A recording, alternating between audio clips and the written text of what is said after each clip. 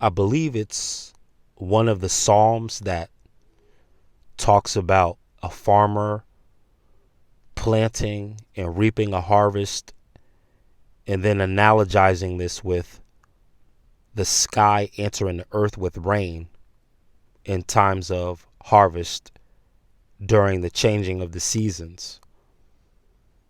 So, what this also points to in a metaphysical sense that we can understand on a daily basis is the whole backdrop of this spiritual warfare. We have many things descending. The sky represents a group of people, a particular class of being. You could call them angels, but likewise, you can also call them demons, because the scriptures also talk about wickedness being in high places also. And often in places in the scriptures, it describes Satan having access to the high heavens to be able to speak with Yahweh, Jehovah, directly. So this idea of sky people is referring to a different dimension of people, particularly angels and demons, or what you would call spirits or thought forms. You can call them ideas, whatever level you believe it on. You're going from the physical to the non-physical to the idealistic aspect of a thing. You can call it a principality. You could call it an idea. You can call it an attack.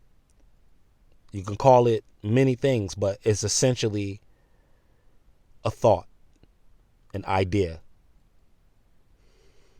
So these things, creatures, personas, energies, they exist on a plane where, in order for us to really access it, we would have to cross over in our understanding. So seeing that the sky answers the earth with rain, we have to know, what does the rain do? Well, its purpose is to nourish the earth, to quench the earth's thirst.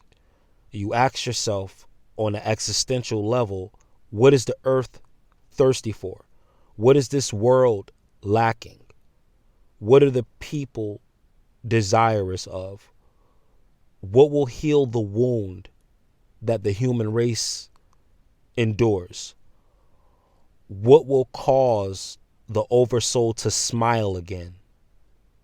You ask yourself these questions as, again, you thinking in the cloud form on the higher realms of thought in the astral plane.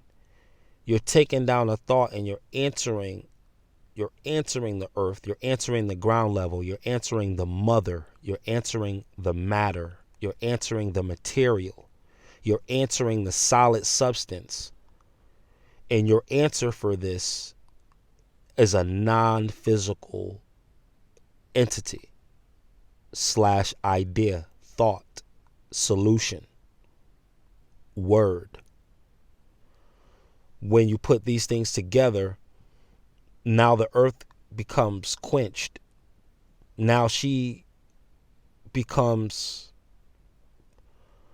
no longer parched, no longer in a desolate place, no longer in a position where growth is scarce, no longer in a desert, no longer having the doors closed and locked before you, having open opportunities, no longer being made to be stagnant. These things are taking place now. Anytime you see rain, it should be a reminder that higher things are answering lower things all the time. And the higher things are your thoughts, and the lower things are your experiences.